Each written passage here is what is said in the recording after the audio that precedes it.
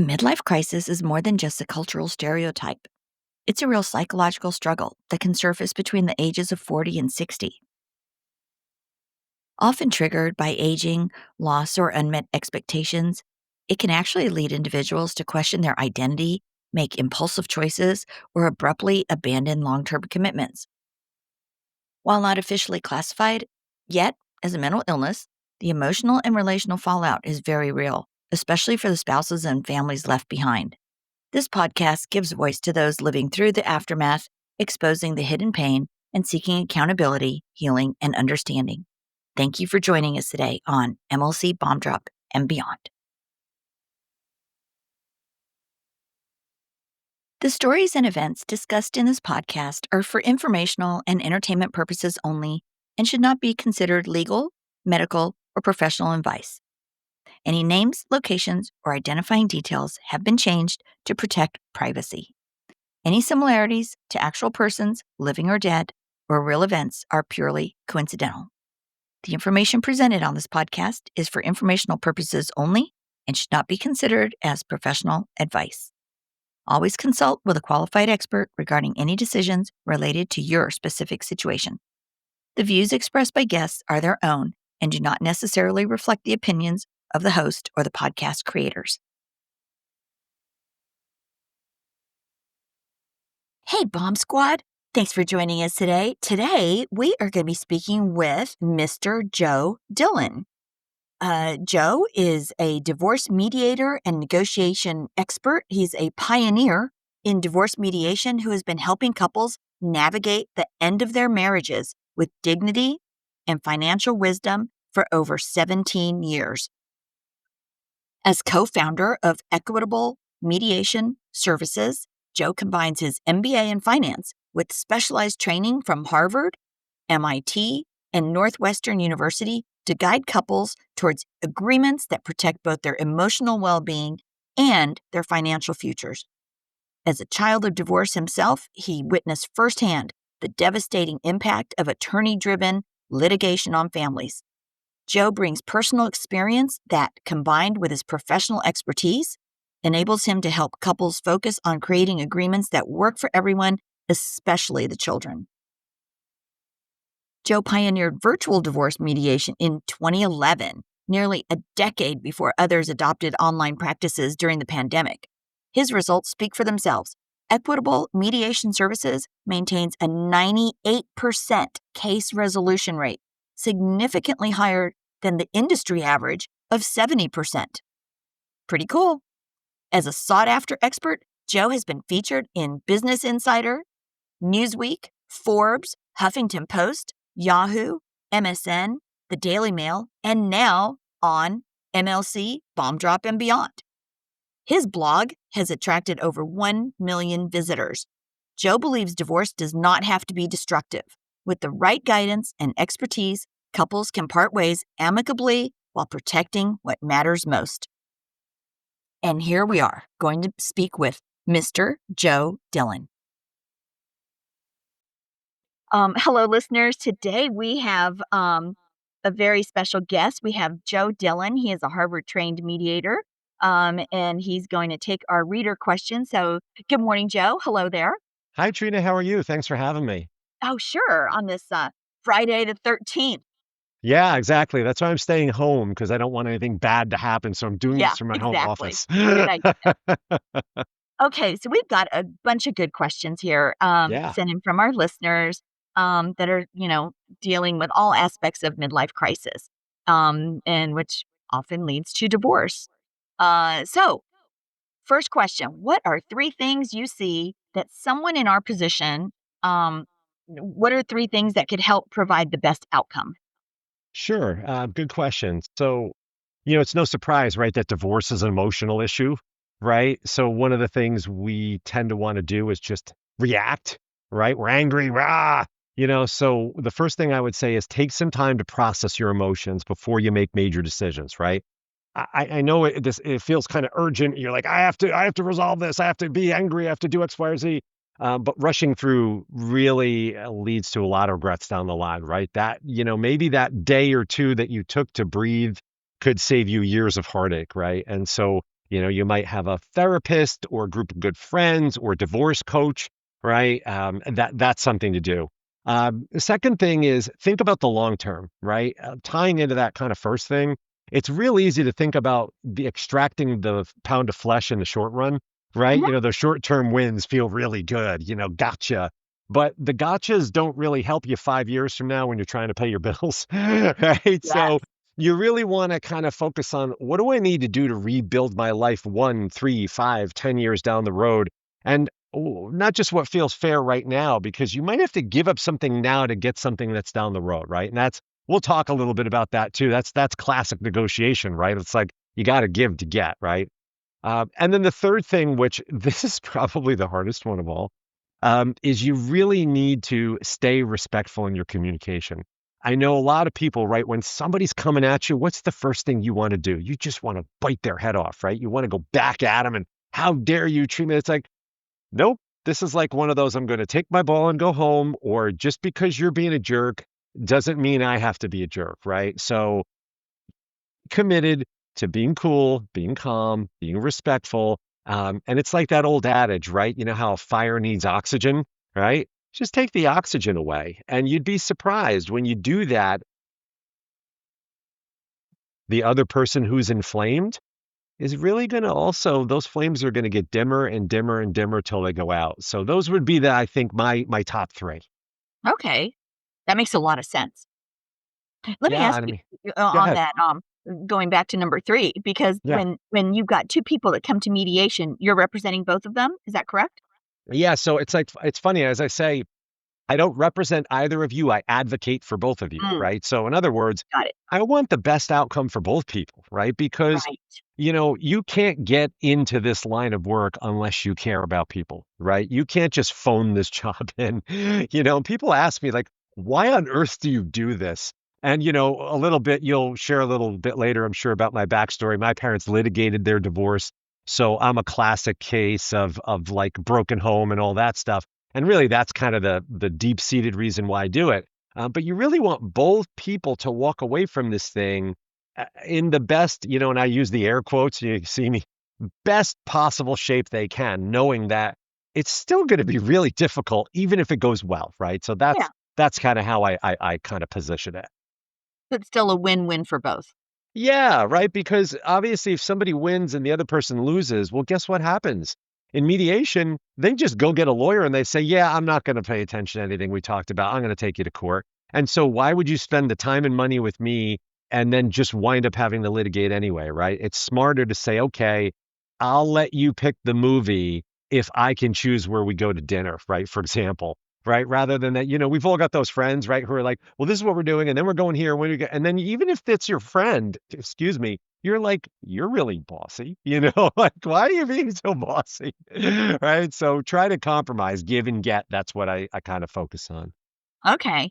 That makes a lot of sense. It's always amazing to me when you spend your life raising a family and you've been together 20, 30 years, 40 years, and then all of a Yeah. sudden you're like worst arch enemies or something. And Right. Like, but how'd it that just makes happen? no sense to me whatsoever, you know? Yeah, because at some point in your lives, you stood in front of somebody, right? Even if it was in the city hall, you had to have some witnesses who Mhm. said, yeah, I love you, death do you part, all that. And it's like, so at some point you professed your love for this individual.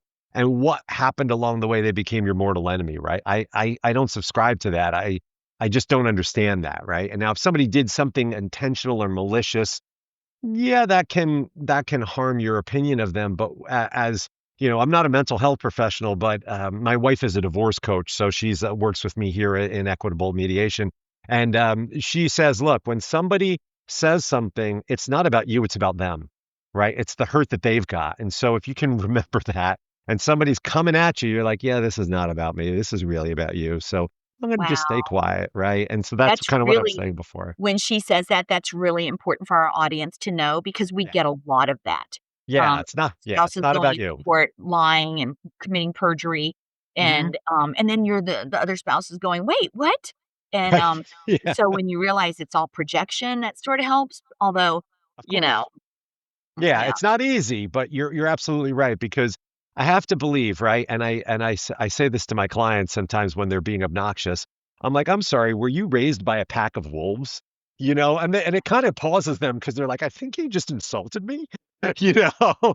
And it's not that I'm trying to insult them. I'm trying to get them to understand that, hey, as a functioning society and as a member of that society, there's kind of a baseline level of behavior we all need to have.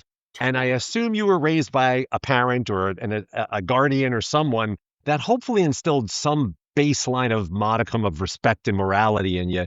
And I'm trying to tap into that, right? And so when somebody's going off the rails like that, that's not about you. It's about them. They just lost their way somehow. And it's a Right. shame, but it's better to get as far away from that person as you can then, you know? Because you know what? You're also gonna be seeing each other at funerals and weddings and bar mitzvahs and, birth Course. Yeah. it's like, it doesn't make sense to me how they can become so combative, you know? Right. Yep. Because What I you would know say. what? Yep. That really creates bad blood, to Of quote Taylor course. Swift, you know? Of It course. creates bad blood, and that's hard to get past, you It know? sure is. You're not gonna like I remind people, and part of as a mediator, you have a lot of tools in your tool belt, right, to get people to continue to stay talking and stay engaged.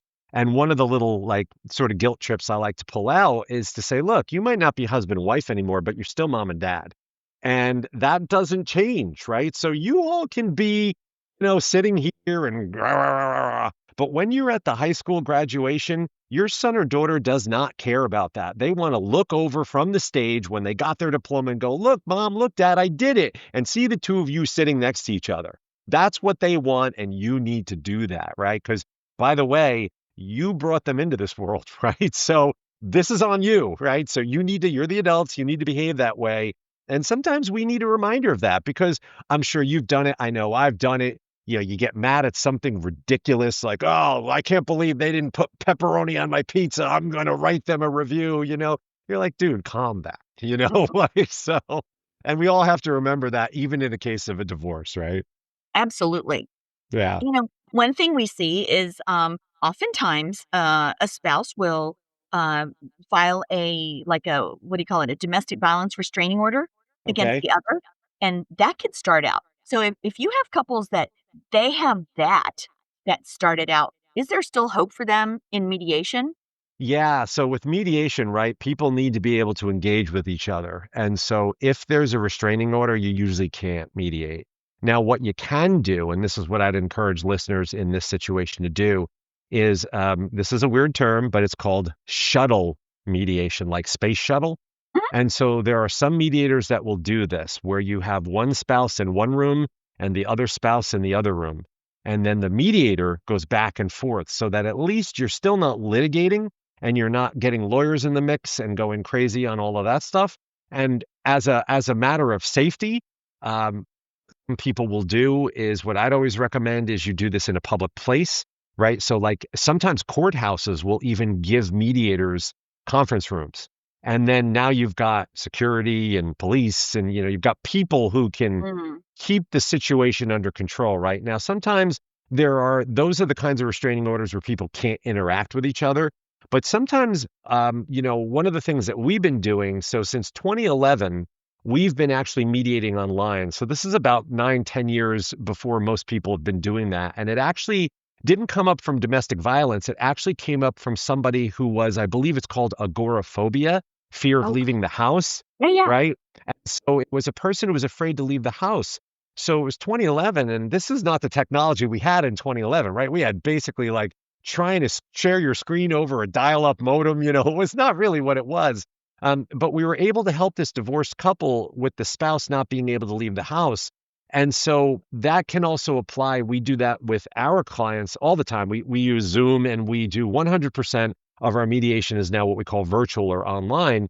That can also be good for domestic violence situations. Couples can be in different spaces, different homes, different places, as long as the restraining order doesn't prevent them from speaking, right? This way, they're not in the same space. They're not within 100 feet of each other, but they still can interact. And as a mediator, you can work with couples like that. So that's something I would say if you've got that kind of restraining order where you can still speak, then find someone who does virtual mediation, online mediation. And if it's something where you can't interact, ask if the mediator does what we call shuttle mediation. All right. So that's still a couple of ways to at least get the advantages and the benefits of mediation without, having a lawyer up and turn it into a circus.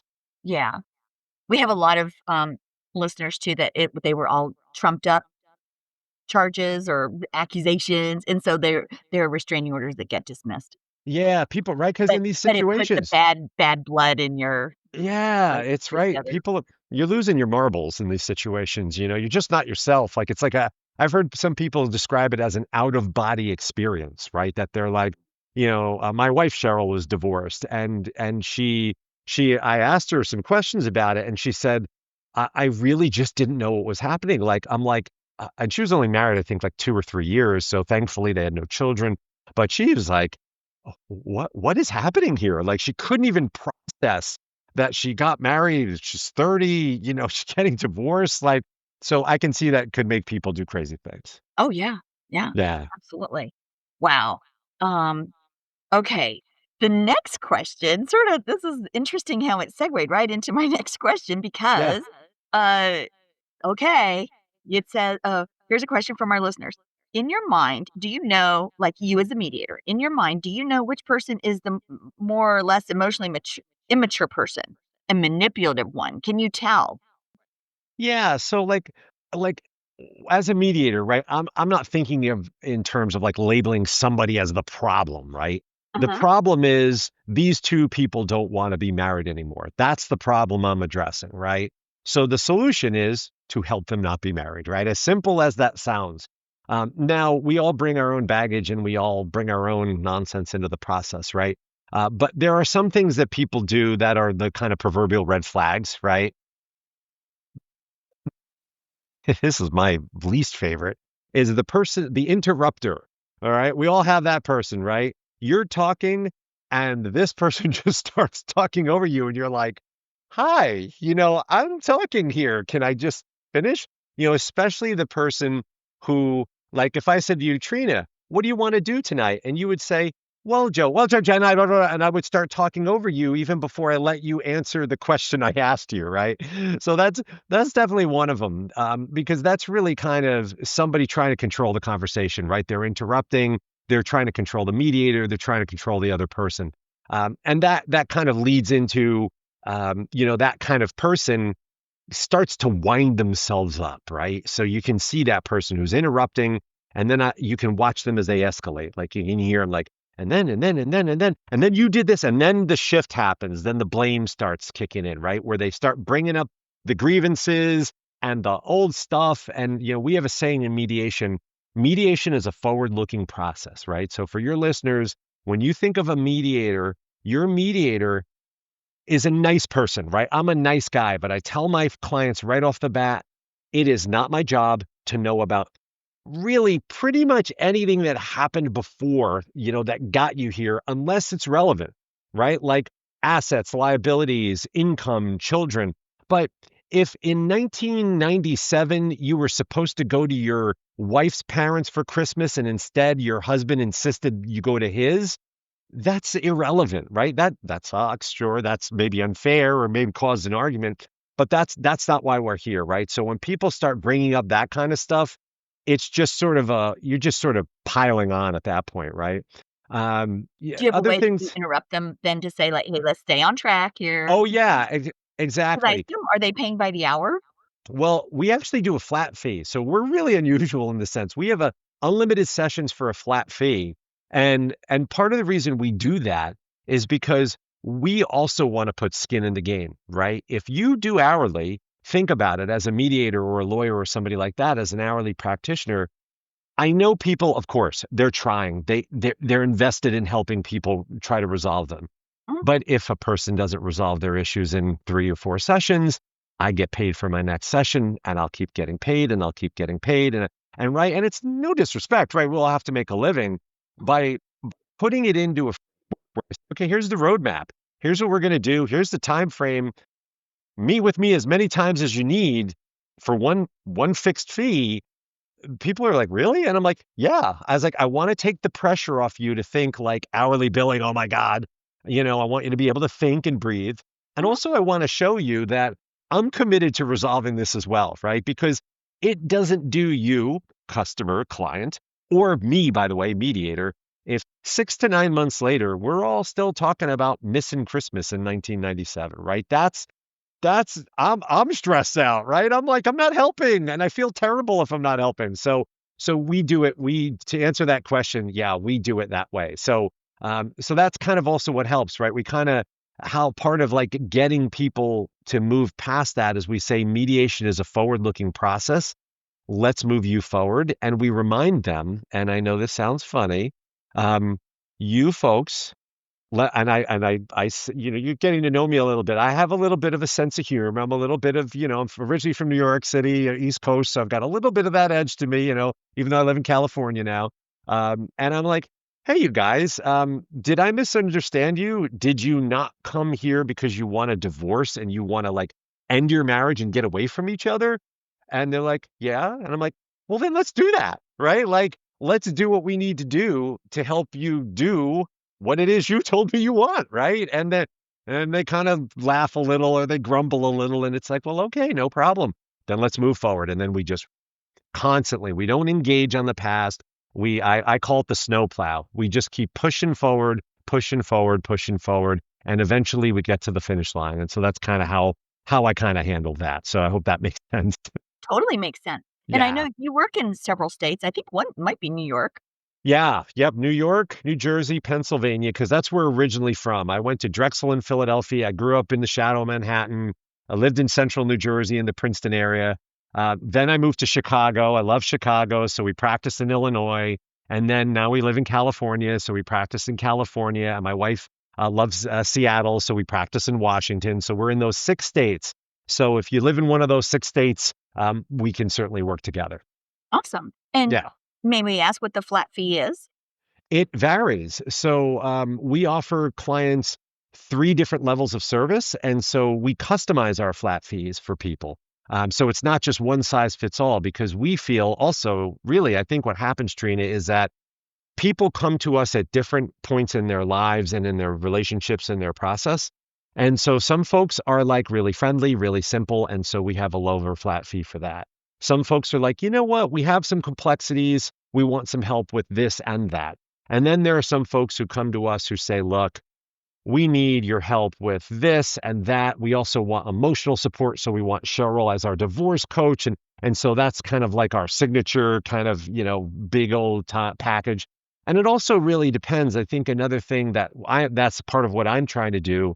My background actually is in finance and finance. And so I look at people's whole situation and I say, okay, what is it going to take to resolve everything that you think you need to resolve?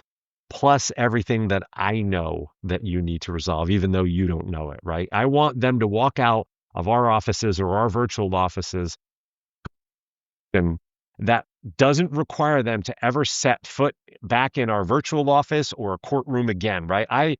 The only time I want to hear from people, I tell them is if you want to send me a Christmas card or tell me your kid graduated high school or you're getting remarried, I love those calls. I love those emails, right? And I get them from time to time, which is really cool, right? Mhm. I don't want we have a problem and we need to see you again, right? So we customize everything. Every client's unique. That this way I know that this is exactly what you need. If you follow our process and you do what we ask you to do, you will get the result you seek. And you probably saw this. We're pretty proud of this. We have a 98% case resolution rate.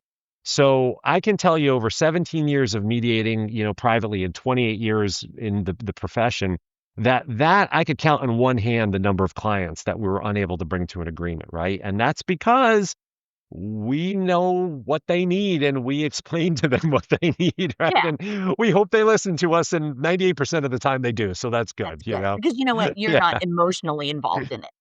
right. You're the one with the clear head, Yep. running the numbers, and that's really cool too that your wife is a divorce coach, and we're going to talk about that. We can talk about that Yeah, because sure. I think that's a really cool thing that I think a lot of folks are probably missing out on. Yeah, certainly. Okay. Our next question. Oh, well, you sort of answered it. The other part of that question was, if so, what attributes of a person educate you on which person that is? Yeah, I Um, mean, they're pretty obvious, right? These kinds of folks don't necessarily hide themselves. You know, yeah, there's a lot to be said. Even that's why when we do Zoom, you can still see body language, you can still see faces, you can still hear tone. And you can a lot of that comes through watch. I like all those crime shows, like those FBI profiler, CSI kind of stuff.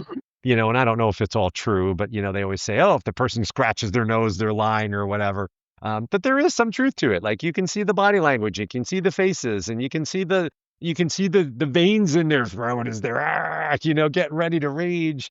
And so you're like, okay, I know what's coming, so I'm ready. And I'm a professional, right? So I'm ready to take the blow and sidestep the punch and move the process forward. So that's what I do professionally. Awesome. All right. Let's see. Next question is, have they ever seen after the divorce? Oh, okay. I'm going to read it from this version, from directly, because it got cut off there. Have you ever seen that after a divorce couple, after couples divorce, that they reconcile? Have you had that happen in your 98% people?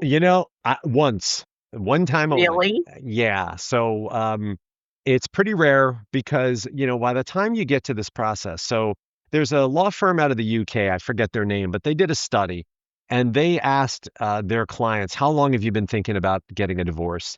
And when they added it all up, apparently it averaged out to 2 years and 1 month, right? Not exactly 2 years, 2 years and 1 month. And so when somebody's been thinking about divorce for that long, usually the decision has been made and it's not something that they make a snap decision, right? You see, there's those people who yell, I want a divorce, right, in the heat of an argument. And that to me is just frustration. That's all that is. I'm really angry that this person that I love, that I care about, doesn't understand me, or we have this issue that we can't resolve and it's really frustrating me. That's not the person who wants a divorce. The person who wants a divorce goes away quietly, thinks about it for a really long time, talks to their friends, talks to a therapist, talks to a lawyer, goes and reads a book, subscribes to a blog, listens to your podcast, right? And then 2 years later comes to the other spouse and says, you know what? This isn't working for me. And I see it all the time in my practice. Some people will say, I've been unhappy for 7 years, 10 years, 17 years. You're like, oh my goodness, 17 years? Yeah, well, we had a kid. I didn't want to have the child raised without parents. And so you're like, okay, so very rare, because usually that one person's driving it. So like I said, just once, I would be happy if it was more, but just once. Yeah. Well, you know what? Your career's still young. Yeah, that's You're not right. retired yet. You There's might that, get right. There's always next time, right? yeah. And, along those lines, like, oh, so, okay, for the MLCers, a lot of times the other spouse feels like the rug was pulled out from under them. They are Hmm. shocked that this Yeah. all of a sudden they get a Post-it saying, "I'm out of here, bye. Yeah. I'm having an affair with the neighbor next door." And, you know, like, Of is do those kind of clients come across you as well? Oh, yeah, absolutely. Because think about it. This person's been thinking about it for 2 years in silence. And the other person's going along, la, la, la, everything's okay, ba, ba, ba, ba, ba. And then finally, the leaving spouse gets up the courage to say, I'm done. And usually the other person is kind of shocked about this. And in my experience, just little statistics as a numbers guy, I love the numbers as you would imagine. Statistically, about 70% of divorces are filed by women. And so, Coach Cheryl will tell you that typically, and I will say this, I am a man, so I will say this. Now, granted, I was raised by my mom and Italian grandmother, so I have a lot of those sensibilities as well, right? I got instilled a lot of those lessons, which was great. But guys are usually clueless about this kind of stuff, and the women are the ones that are churning those emotions and thinking those things and staying up at night and fretting and worrying and wondering. And so the guys are just oblivious going along with, hey, everything's fine. She hasn't said anything. Everything's cool. Oh, she must be tired, or it must be the kids, or it must be her job. There's always some other reason, Uh-huh. right? There's not a lot of guys who, we run across who go, yeah, I noticed she was unhappy and I engaged with her and I asked if we could go to counseling. And Joe, we're here now because we really tried and it didn't work. I I could maybe that happened once or twice in my career, right? More often than not, it's like we call that person the reluctant spouse because what they're doing now, and it's typically the guy, is that it's like, well, we could fix this. We could work on this. There's got to be something we can do, and the other person has been thinking about it for, if you believe this firm in the UK, more than 2 years, and that's a long time to undo that thinking, right? And so that's usually the bomb drop, right? That's where it's like the other person thinks it's some kind of bomb, whereas more often than not, it's just been low level smolder, right? And with a Mm. really long fuse, and now finally the fuse ran out, and boom, right? So there you are. Wow. Okay. And our next question here: should Ah. we secure a lawyer to review mitigation outcomes? And let's see, it's a two-parter. And then, if the left behind spouse earns more than the MLCer, what should we consider in negotiations as the left behind spouse? So, I guess we'll do the first one first. Should we secure a lawyer to review mitigation outcomes? Yeah, I mean, if you're talking about your outcomes in mediation, I recommend that. We always encourage people. Our philosophy is this, right? Some mediators will require you to retain an attorney through mediation. We say to you, we don't require it, but we highly encourage it because unless you're a legal professional, look, I do this all day, and some days I walk out of my office and I go, well, that was confusing, right? And it's like I am a trained professional. I have taught mediation classes at Northwestern in Chicago and, for other professional organizations. I've given lectures at conferences, and even I am sometimes perplexed at how this all works, right? So if I don't know it and I eat, sleep, and breathe it, how does a person who's going through divorce know it, right? And that's what lawyers are for, right? The lawyers will come through.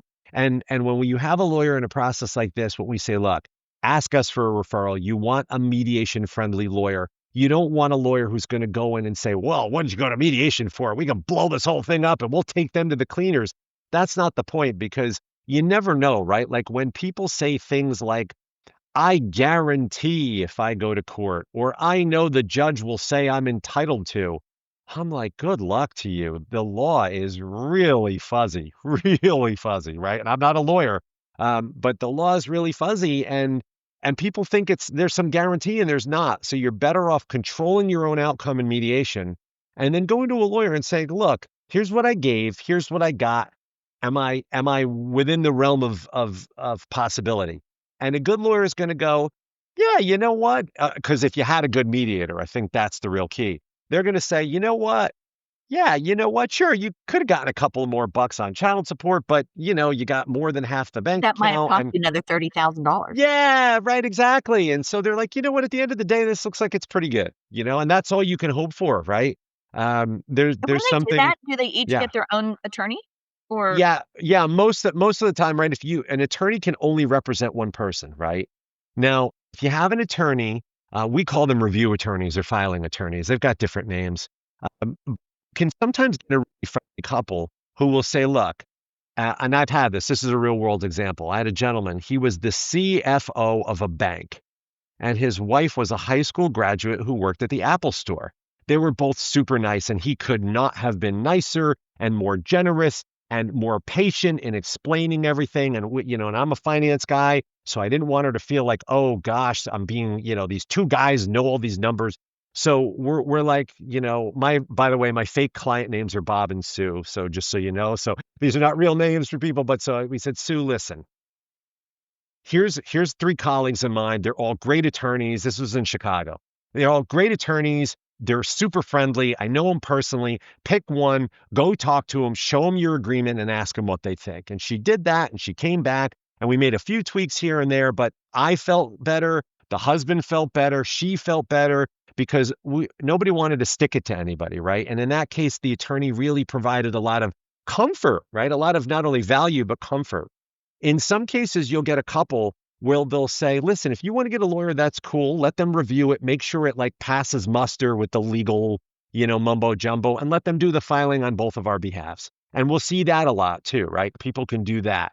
One will get the lawyer, ask the questions, but not ask the questions like, hey, what can I do to change this? More like, is this okay? Like, this is what we both want. Is this legally binding? Is this dot, dot, dot? And that's where you can, I think lawyers can really play a good role in the mediation process, right? If they want to flip over the whole apple cart and destroy everything, that's not the right lawyer. That's not even the right lawyer for a non-mediation client, right? Because that's the pit bull lawyer. That's the you're an ATM slot machine lawyer, right? Cha-ching, cha-ching, cha-ching. As you said, it'll cost you $30,000 to get that other $100 a year in child support, right? Mhm. So, Okay. Um, Actually, I had a question there, and now I forgot what it was. That's Oh, the okay. old age is kicking in. Okay, I'll go to another listener question, and then I'll go back to one Sure. of my questions. Let's see. Oh, you know what? And my question had to do with that. My question was, how do you know as a mediator that one of the spouses is not hiding money? Yeah. So as a finance person, right? It's like you're very much about process and rules and formulas, right? And so, like I said, having parents who have been through this before and being married to someone who's been divorced, I have a heightened sensitivity to the emotional aspect of it, right? But I also take a very analytical approach to it. And so there's a couple of things that we can do that, and they vary in levels of intensity.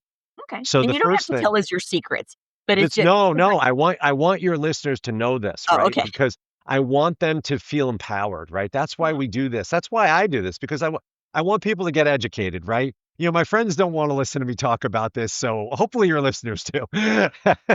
um, so the first thing we do is we say, look, go through a discovery process, right? And that's just getting all the stuff out on the table.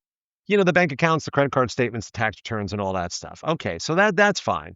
And and there's a lot of websites out there that'll tell you, "Oh, here's your checklist of items to gather." That's all well and good, but to be truthful about it, every attorney, every mediator has their own process.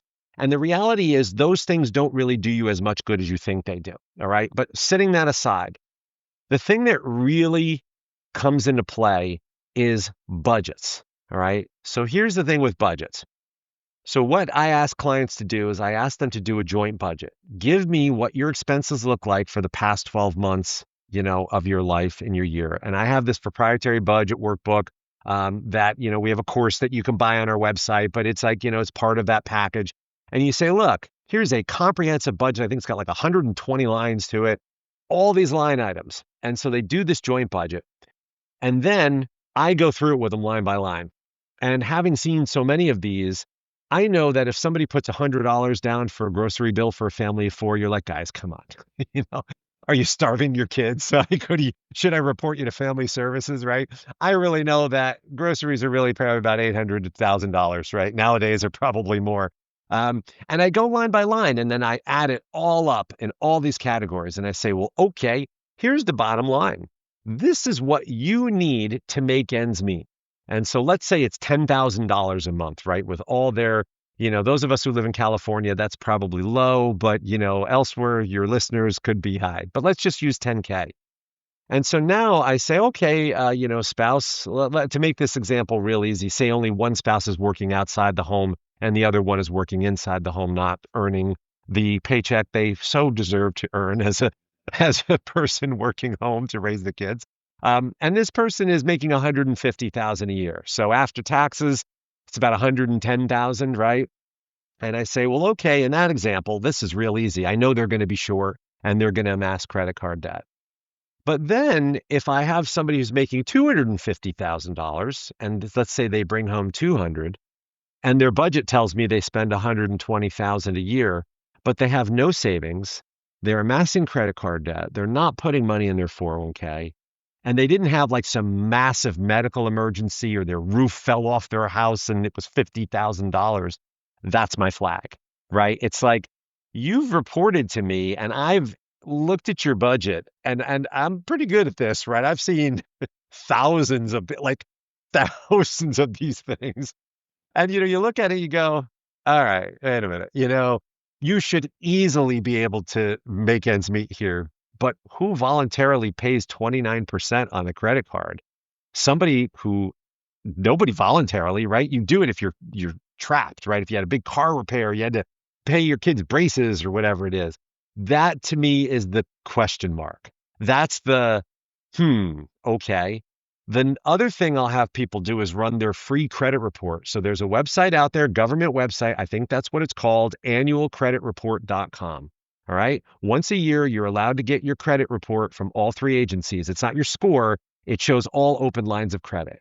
So I ask each spouse to pull their credit report and we have a file sharing system box we'd ask you to upload it to. And I'll go through it.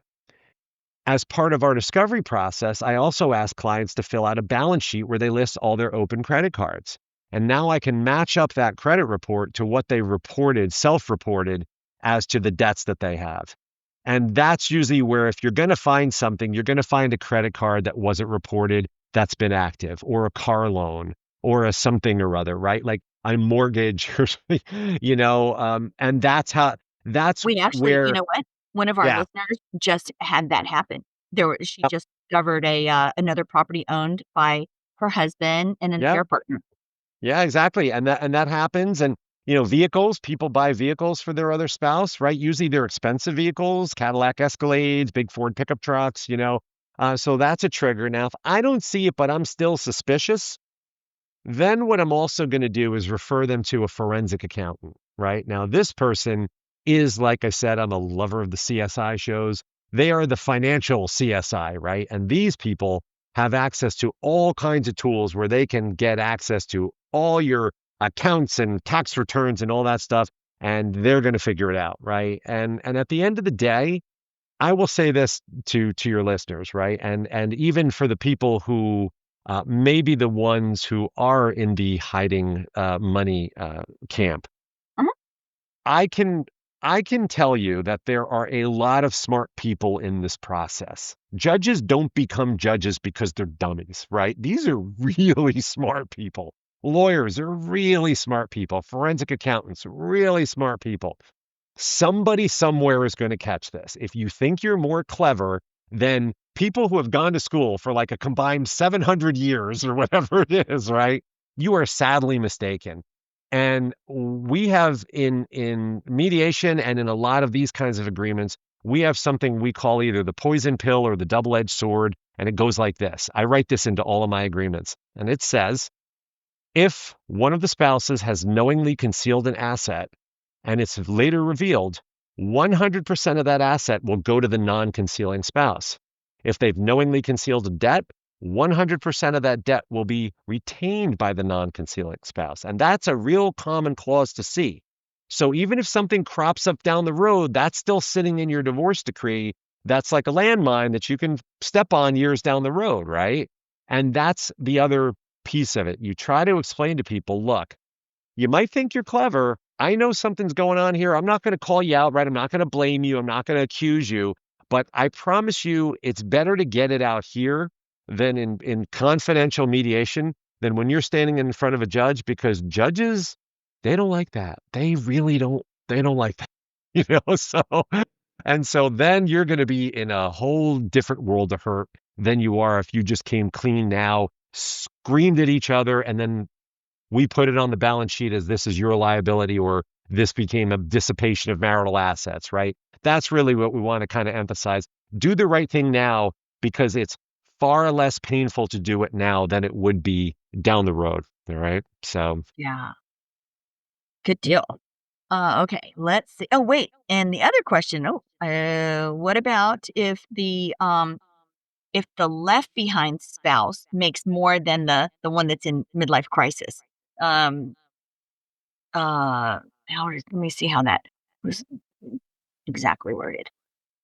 If the left behind spouse earns more than the MLCer, what should we consider in negotiations? But I guess that comes down to that balance sheet, the debt. yeah, right. It comes down to assets, liabilities, income, because obviously if somebody leaves, here's another thing that I think a lot of people fail to realize is that just because you walk out doesn't mean your responsibility for the mortgage goes away, or the car payments, or the cable bill, or you.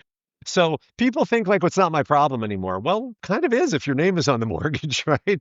And so that, the person who's left behind, especially if they're the higher earner, is most likely going to be the one who's carrying that, right? And so that's part of the negotiation strategy, is to basically say, look, this is great and all. You can leave, but this is still your share of all what happened, the kids, the clothes, the food, the sports camps, all of that.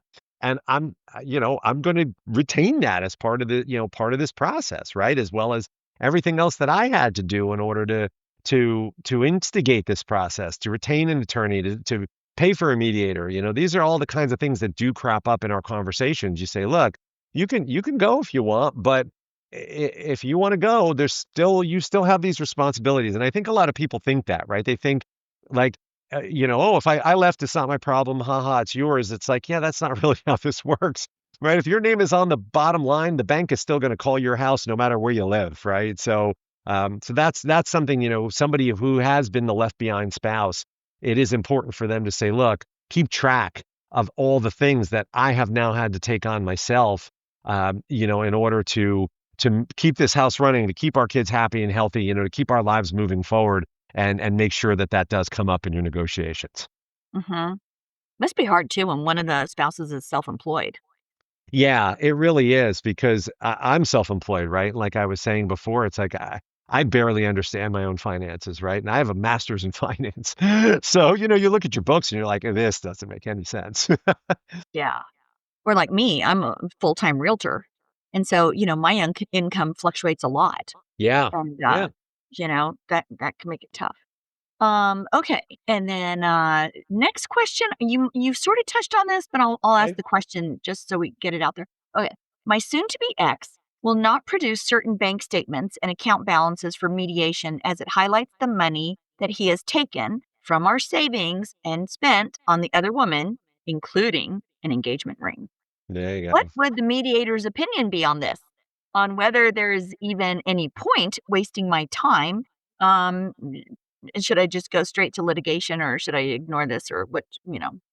Yeah, yeah, that's not a mediation-friendly case, right? Mediation is what we call a good faith negotiation, and it requires full disclosure from the parties of all documents. And we have what we call a discovery checklist where we give to parties and we say, look, we don't ask for anything that's like completely obnoxious and over the top, right? We're not Mhm. asking for your blood type, but if we ask for it, we need it. And there's a reason, right? We're trained professionals. This is what the process requires. Now, you want to talk about red flags? Trina, this is the biggest red flag that I could ever possibly imagine. When I asked somebody, hey, can you upload a copy of last year's tax return? To which they reply, why do you need that? Okay, there, grab the rope. Let's hoist it up the flagpole. Look at the flag flapping in the breeze, right? And this is an example of that, right? It's like, okay, because I need it. And it's sort of like what you're almost parental in a way, right? When we were little kids, why can't I go outside? Because I said so. And sometimes that has to be good enough, right? As the authority, as the mediator in a good faith negotiation, it requires full disclosure. And if anything is asked for by either myself or the other party, right? So if one spouse asks of the other, I am the final arbiter. I am the one that says, yes, please provide that, or no, you're being ridiculous, right? And so I rarely say you're being ridiculous because in most cases, people are saying, well, give me copies of your pay stubs. Why do you need that? Because I need to know how much you make. You'd be surprised at how many, even of the mediation friendly spouses, don't know what their spouse makes, how much they make. They keep separate checking accounts, separate bank accounts. And in those cases, it might not even be something insidious. It's just how they set their finances up. And I'm like, okay, this is a problem, right? If we're going to talk about child support and alimony, you both need to know how much the other person makes because that's the foundation of this negotiation, right? So in that case, unfortunately, that doesn't really sound like a mediation friendly case. That's one where you're going to need to get an attorney who's going to be able to, use the court system to force that individual to produce those items. Okay. And in this case, yeah, do you think she should try to, if she's got an attorney, should she try to push that to get those? I mean, if they're doing discovery, he's supposed to provide the bank statements. Yeah, people should, right? And that's where the lawyers will come in and, they can And use. if she doesn't, I mean, that would be a thing where the judge would say, "Produce it or else," right? Probably, yeah. I've never been divorced or in a court like that, but that would be my understanding, right? Is that the legal system exists for a reason, and a lot of people do that just to be obtuse, right? They just do it to be a nudge about it and frustrate the other person, and sometimes, what we also see is that, remember we talked about the whole, 2-year decision making process, the reluctant spouse. That's another way of dragging their feet, right? That's another way of staying married and tethering myself to you by not providing X, Y, or Z.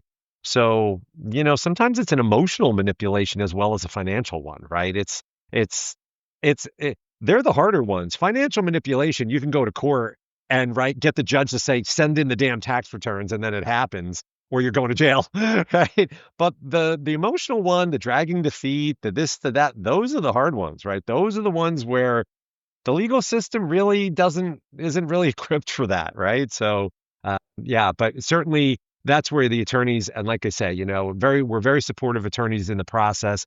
If it's a case where you can't mediate, there is another, then you escalate to that next level, right? Okay. And then again, well, these personality types are we see so many of these questions sort of similar in a way. And this one is, how do you, this might be one of our last questions. I have to double check. How do you handle power imbalances in situations where one spouse is clearly manipulating and taking advantage of the other?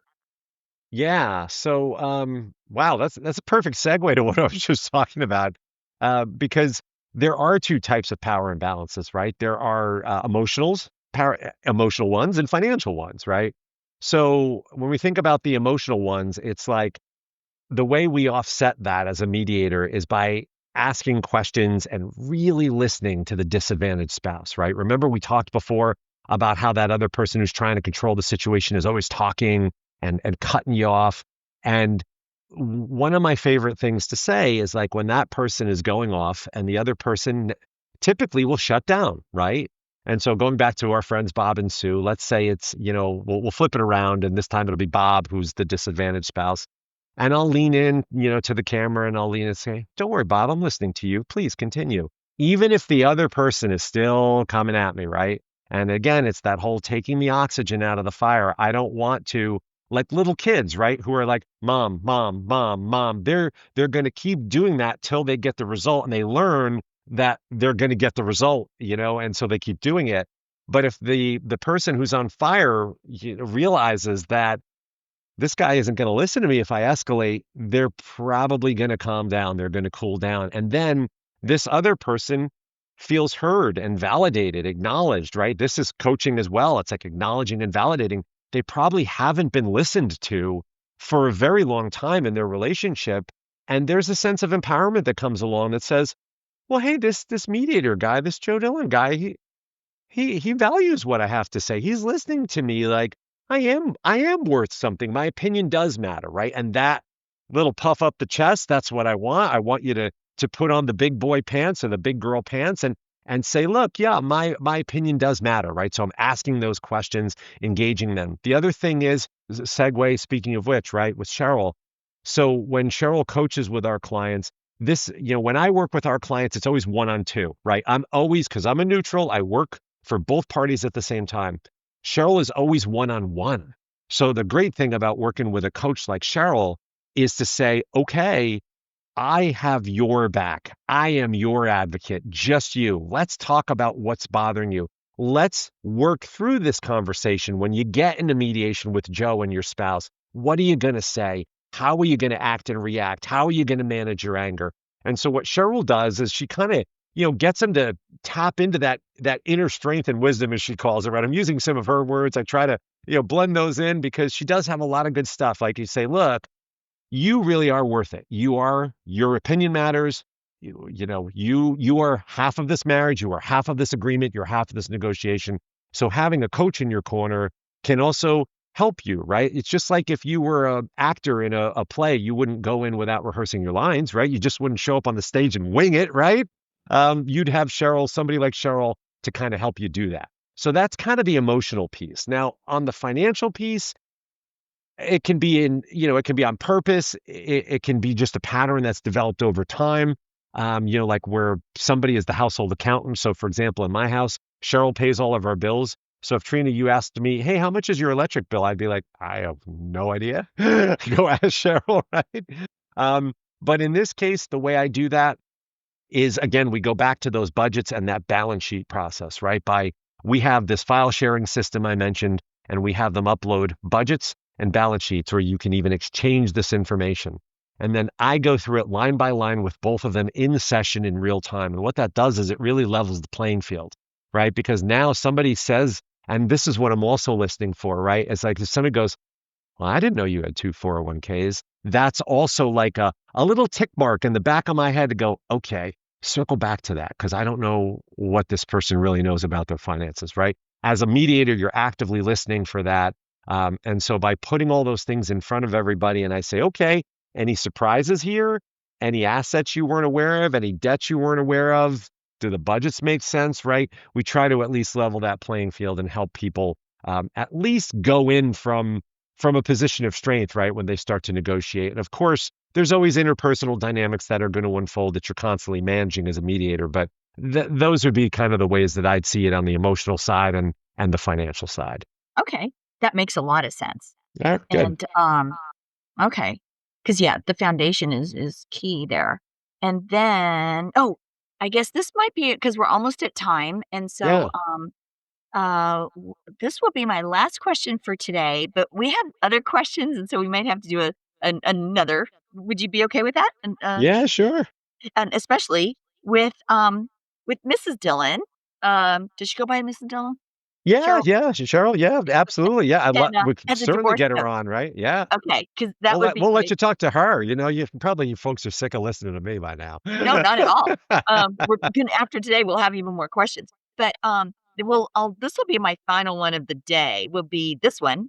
Um, this, viewer asks, "I would love to know if they can spot someone, um, that's in midlife crisis." And I know we mentioned you knew when your dad had a midlife crisis Yeah. visually from his Yeah. change in hairstyle, you Yeah, know? exactly. Yeah, if you'll share that with the listeners is that, my dad was the Irish Catholic epitome, beer drinking in construction, such a stereotype, right? And he had the 50s greaser hair. We used the VO5 and slicked it back, right? And he wore jeans and t-shirts and so he was, drove a pickup truck like it was just, Like Fonzie. It sounds like the yeah, Fonz. yeah, right. Yeah, he kind of looked like Fonzie. You're absolutely it's a great analogy, right? And so one day he comes home with a perm. And I'm like 11 or whatever, and you're like, huh, what is this? Like, because you knew your dad with straight hair and I have straight hair, and I'm like, wow, this is weird. Okay. And he didn't buy a sports car or anything, but then, he got the perm. And then, he was a guy who was like a more of a homebody kind of guy doing, projects around the house, playing catch with me, that kind of stuff. Then he started going out a lot more. He would go out with friends and he'd go out to baseball games or to bars or whatever it was. And so he was coming home less. And so those kinds of telltale signs, a physical appearance, that other kind of appearance, like for us, once they're in my space, right, they've already come to that Mhm. conclusion. They're divorcing, right? So I'm not really seeing those kinds of things. What we can see, though, is a little bit of the behavior. So, for example, vehicle purchases, going out, entertainment, those kinds of things, where people are getting into those spaces where, they're not necessarily happy with the way their life is going or went, and they're looking to kind of make some significant change, right? Joining a gym, those kinds of things. And so those are the sort of subtle things. And oddly enough, where those things pop up are once again in the budgets and the balance sheets, right? If you start seeing the entertainment line or the health club line or the clothing budget, and as I explore each line item, you can start asking some questions and kind of getting a vibe as to who's spending money on what. Because that really, like when you think about it, right? When you think about us as individuals, we spend our money on what we value, right? And so, for example, I'm a musician. I like to play musical instruments. So rather than go out to fancy dinners, I'd rather buy a new guitar, right? So that's where I would spend my money. And then as you start to explore those questions and you start to understand what people are buying, spending their money on, motorcycles are always a good example. I like that, it's motorcycle is a good, unless you're a biker, that's usually a good sort of check mark like, okay, you bought a motorcycle. All right, let's talk about that. So, And does that make, your, job as a mediating them a little more difficult at all? Or well, it does in the sense that that's sort of an inflated lifestyle, right? And what you have to explain to people is that, when you're getting a divorce, right, two households are more expensive to run than one. And so, in order to run those two households, that's going to require both parties to cut back financially. unless you're like independently gaga wealthy, which, if you are, God bless you, I'm not. These things that you were doing or going out or buying, this is probably going to need to change, right? And now, if you want to go into debt when you're divorced and do it on your own, knock yourself out. But that's probably not something that this post-marital lifestyle, under normal circumstances, is going to sustain. And so we need people to acknowledge that. And if they want to do that, like I said, I'm never going to tell you what to do. You are the master of your own domain. You are in charge of your own life. And if you want to buy yourself 3 motorcycles and a boat after you're divorced, as long as it's on your credit card or your credit history, knock yourself out, right?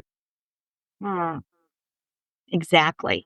Um, okay. Well, and I think that might be our final question of the day. There you go. Well, I hope I was able to answer the questions. I think so. It sounds like a Yes. lot of good And questions. well, one thing on the MLC is like some of the spouses just aren't there emotionally, and I don't know if I'm hoping that as they go through mediation, if they want to work this through, they can come to terms. I've heard that people sometimes in MLC will like um put things in compartmental. Compartmentalized. Yeah. Yeah. So it's hard to say, Hopefully, they right? compartmentalize enough to get through mediation. So I think the whole mediation is a great choice for people.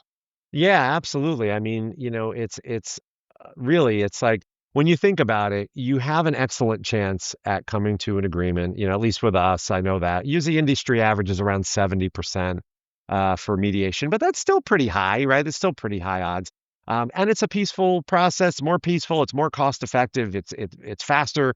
And the beauty of it is that because mediation is not binding until a couple makes it binding, you can give it a shot, right? You don't have to feel like, oh my gosh, I went through mediation. I'm stuck with this thing, right? Like we talked about, we encourage you to have an attorney review it. If you make sure that we didn't miss anything, you didn't miss anything, the other spouse didn't miss anything, right? And so by having people go through that process, give it a shot. And the worst thing that happens, and we've had, like I said, we've had a handful of people who haven't come to an agreement, but that doesn't mean they didn't come to some agreements, right? So they might not have made it all the way through. Usually there's 1 or 2 sticking points, but I'm like, guys, just take all the work you've done, take the 90 to 95% of the work that you absolutely agree on, give it to your lawyers, use it, and then just work with them to finish the last 3 or 4 things, right? And so even in that case, you still have a great shot of moving through the process, efficiently, cost effectively, and quite frankly, peacefully, because when you're done with this, you don't want to be the shut in. You want to go out and have your life. You want to live your life. You want to have friends. You maybe want to date again or get remarried again, whatever it is, right? So, and the sooner you get through the ugliness of this process, the sooner you can start doing those things. Yep. Okay. That sounds pretty good. Maybe Yeah. next time we'll talk about what if they do want to get married again? They might want to do separate checking accounts. And Yeah. then when they meet with the mediator, it'll be like a It'll whole be thing. it'll be easier, and we haven't talked about prenups because I'm not a lawyer, right? So, but mediators do prenups, and I'm a big fan, right? Like, I, I'm a I big don't fan of prenups. I I don't agree. see there's And postnups. people. Yeah, people think of prenups as like, well, we're going to get divorced. No, I mean, just be smart, right? Why say it could be very general, right? You save yourself the acrimony of like going through this litigious divorce, right? If you've got premarital assets, like Cheryl and I, we both got married a little older. We each owned a house, right? So, that's one of those situations where you're like, well, this is your house, this is my house, and we should write this down and say, look, this we get it, and if anything happens in the next X years, you'll keep that, I'll keep this, but then after that, we're together, and that's what we did, and here we are, and thankfully we were just celebrated our 20th wedding anniversary, and so we're long past the need for that. But again, they underestimate documentation, like they don't want to do it. It's onerous. It feels bad. It feels negative. I wholeheartedly disagree. Be smart. Just protect yourself. You be kind, be fair. You know what? You know what, Yeah, Joe? You don't share toothbrushes. Just do a prenup. right. Just, or You a know, post up, like you or said, a just say, hey, postnup. Yep. how we going to do this, right? How are we going to divide things if, God forbid, in the future this doesn't work out, Yeah, right? makes it much Yeah, easier. And you know what? If some absolutely. of our listeners are getting in the midst of getting separated right now or separated, they still have time to do a post-nup. Yeah, absolutely. And we have people who bring those to us and they help. They certainly help when you go through them. The only thing I would advise them to do is for each of them to have their own lawyer review it so that no one down the road in the future can say, well, I didn't have a lawyer or I was unrepresented or I didn't know what you were talking about. I really, strongly advise, even if you work with a mediator to do one, have your own attorney review it, put the legal mumbo jumbo in there, formalize it, sign it, do whatever all the things lawyers have to do with it, so that down the road, I can't tell you, I have a lot of people who come to me with prenups that they never signed. They did one, and then one person's lawyer put it together, but they never signed it. And it's like, guys, it's like, to use a sports analogy, like football, you're at the goal line. Just just step across, right? Just sign it. They never signed it. And the other person says, well, I never signed it. And you're like, wow, okay, this could have been so much easier, but all right, well, lesson learned, right? Yep. Yeah. Yeah, And that's the lesson you learn it once, you're not gonna do it again. exactly. There you go. Well, Joe, thank you so much. It was great meeting you today. Yeah, I know our thanks. listeners had a lot of questions, and hopefully this really helped. I know it did, and we'll probably be talking to you and Mrs. Dillon in the future. Is it Cheryl? Cheryl, yeah, very good. Okay. The divorce coach extraordinaire. So, all Absolutely. right. Well, thank you so much for joining us today, and we will talk again soon. All right, Trina, thank you. All right, guys, you can, follow Joe on Instagram and Facebook at Equitable Mediation. And his website is equitablemediation.com. And he's also on LinkedIn. And he's got, I think he mentioned, oh, yeah, his blog. So I'm sure you can connect with his blog directly from his website at Equitable Mediation, which I will be doing right after I record this episode. And anyway, thanks again for joining us today. And be sure to check out Joe Dillon at equitablemediation.com, and divorce mediator and negotiation expert and working in several states, and with tons of information that'll help our listeners everywhere, domestically and abroad. So thanks again, you guys, for tuning in to Midlife Crisis, Bomb Drop, and Beyond. We have reached nearly 10,000 downloads. We have hundreds of subscribers, if not over 1,000. You guys, forward moving spouses, you are not alone. Left behind spouses, you are not alone. Those in crisis, you are certainly not alone. This is just crazy how epidemic this has become. I have a waiting list now of people from around the world that I'm trying to get to. And if you've been through a midlife crisis or been impacted by someone else's and you want to share your story, I'd love to hear from you. Hang in there, you guys. I will get to all of you. Please reach out to me at mlcbombdrop@gmail.com and visit us on Facebook and Instagram, MLC Bombdrop. And just remember, your voice matters. Your story could be the one that helps someone else feel seen. It could help someone else feel heard. And it will help somebody else feel understood. You are not alone, no matter where you are in your journey. If the bomb was just dropped, the earthquake just happened, if you are 7 or 8 years in and you're coming out of starting to wake up and awaken to this, um, you are not alone. It's sad that this is epidemic, but we're here to provide support. So until next time, take care and live authentically each and every day. Thanks again, you guys.